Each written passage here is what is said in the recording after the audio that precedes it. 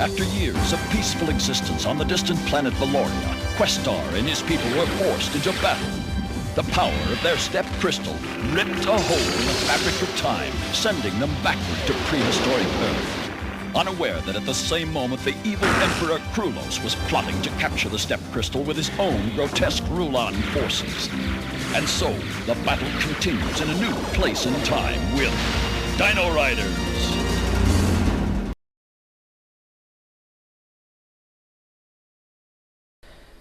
Alright guys, it's been quite a while since I've done a review. That's mainly because of school. I've had a lot of things to do. But now I'm back. I got a bit of free time. Figured I'd do a little something. Today I got something rather special, but most of you probably won't recognize what it is just because you're probably pretty young. This is a toy line that came out in 1987 until 1988-89. And this is something really vintage. Okay, this toy is from the line called Dino Riders. Some of you probably do know what these are, and I'm sure you know just how expensive these things can go for in eBay. So yeah, they drain your money, but this is a really cool line. So basically, the story of Dino Riders is that you have these guys. This little guy up here. He's basically from a race called the Rulons, and basically what they do is they invade different planets, and at some point they invaded a planet called Valoria with Valorians. Valorians are basically like humans. Okay, it's just that they have special like telekinetic powers. They have anyhow, all the kind of like mind control kind of thing. But they're good people, and the Rulons are basically the villains, as you can, probably figure out just by the way these guys look. You can't see them very clearly, but I'll show you afterwards.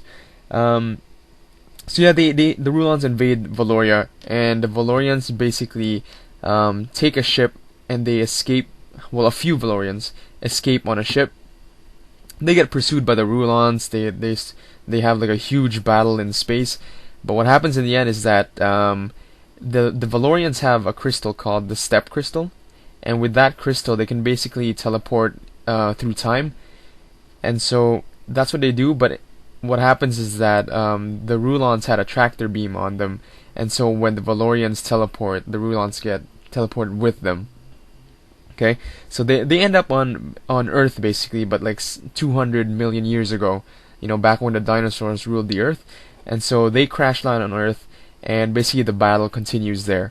The Rulons want the Step Crystal because they want to return to Valoria, and the Valorians stick around Earth for I don't know what reason, but they do not want to give the Step Crystal to the Rulons. Okay, so that's basically a brief story of what Dino Riders are. If you want to check it out, it's on YouTube, but let me tell you, the animation's pretty bad considering what we see nowadays, so you probably won't be impressed at all. But still, if you find this interesting, you should go check it out. It was actually a really cool cartoon back when I was a lot younger. So now let's get to the toy itself. So basically, the idea was that they would take dinosaurs and they would put armor and guns on them, and they would fight with them. So basically, these were like their vehicles. Okay. The Rulons, they had to use these things, which are called brain boxes, and that's how they would take control over the dinosaurs. Whereas the Valorians would basically just use their mind control to communicate with the dinosaurs and ask for their help. So this particular figure here is the Monoclonius with the figure Mako or Mako. I'm not sure how to read his name. He's basically a hammerhead shark, except he's kind of he has feet and hands like a human, so it's like a humanoid hammerhead shark. So this was basically the rider for this dinosaur. Some of the bigger ones will have more than one pilot, or not pilot, but basically more than one Rulon riding, or more than one Valorian. I'll get to that a little later. In my later reviews, I'll show you some of the bigger figures. I figured I'd start with the smaller ones, save the best ones for last. And the best one, honestly, in my opinion, is the T-Rex. So that will have to be last. For those of you who get a little impatient, I'm sorry. But you'll like it. The T-Rex is actually really cool, and I'm not even sure I'm gonna fit it in the camera, but I'll find a way. So yeah, this is the Monoclonius. I'm gonna take it apart, and I'll show you basically the dinosaur, and then I'll put on the gear, and I'll show you. I'll get back to basically this figure right here. So I'll be back in a second, okay? Okay, so here's the dinosaur all alone. It has an action feature, which is basically you can move the tail, and the head moves with it. It sways from side to side. The legs go up and down. You know, basically a very normal action feature, nothing too special.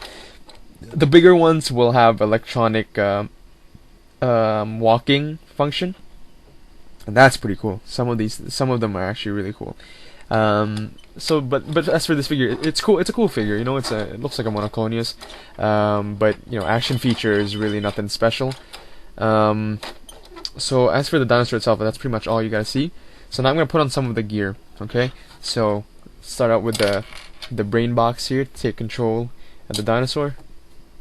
Right there, and this is basically the harness, the pink. You can take this apart, but it's, you know, very normal stuff. Like, see that there's a peg here. There's, you know, the hole there. You stick it there, and there you go. And so basically, let's put this on the harness. Oh, his brain box came off. Woohoo! Hold on. And you always gotta be careful with these guys because they're very old toys, and so they're very easy to break. And for the price you pay for them, you do not want to break these things, my friend. So here you go, brain box back on. It's got this little tail spike thing in the back. Just tighten that. There you go. So, you know, the action feature is still there, but now it's loaded with guns. Okay, so, you know, it can go up and down. The chair can rotate 360. So that if a Mako needs to look at a different direction, he's got that opportunity. He's got that option. And here's your Mako figure. Oh, very simple. Head can turn 360 degrees. You know, hand goes up and down, leg goes up and down, knee can bend like that. You know, the leg can extend to the back. Pretty cool figure.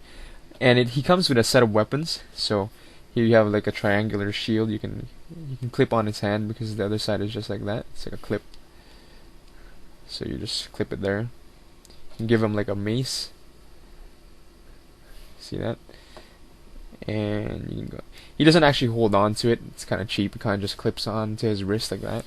It's kind of dumb looking, but you know, whatever. It's not the main part of the toy, I guess. It's also got he can also have like a rocket launcher, which is a pretty cool weapon.